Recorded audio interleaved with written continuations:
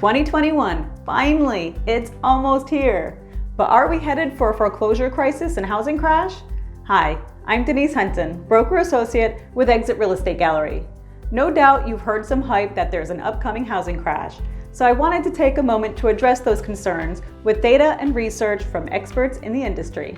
The majority of those reporting a housing crash note that the crash will be a result of a foreclosure crisis spurred on by people going into default once forbearance periods end. But the numbers don't really support that theory, and here's why. First of all, the percentage of mortgages that went into active forbearance was much lower than initially anticipated. In May, we reached a peak of 8.5% of mortgages in active forbearance, compared to the 30-some-odd% that was initially anticipated. On top of that, the number of parties in active forbearance has been decreasing significantly, even despite the option for homeowners to extend their forbearance periods for another 180 days. Now, these numbers are important, but what's even more important is what happens once homeowners come out of active forbearance. Well, 54.6% are up to date on payments or paid in full. 30.7% are on some type of repayment plan, which is a good sign that the lenders are optimizing the whole purpose of the forbearance plan. And 14.7% are still in some sort of trouble. Now, these are the ones that we need to watch and run the risk of falling into foreclosure. You might be thinking, 14.7% isn't anything to bat an eyelash at. Well, remember, it's 14.7% of the 8.7% of total number of mortgages that actually sought forbearance.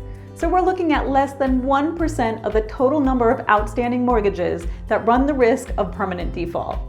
And unlike the foreclosure crisis of 2008, we are at a severe lack of inventory. So it's likely that these foreclosures will be absorbed by the market with little to no effect on home prices. In addition, we have more stringent lending practices, and the percentage of household income committed toward mortgages is much lower than the 7% in 2007. Which means that homeowners that find themselves headed toward default will have more options to get themselves out of the situation. Ivy Zellman, the founder of Zellman & Associates, even goes so far as to say the likelihood of us having a foreclosure crisis again is about 0%.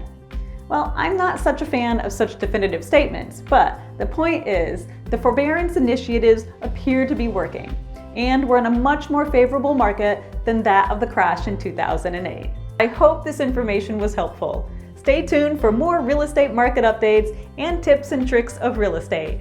I'm Denise Hunton with Exit Real Estate Gallery, and I'm here to provide you with a smarter approach to real estate.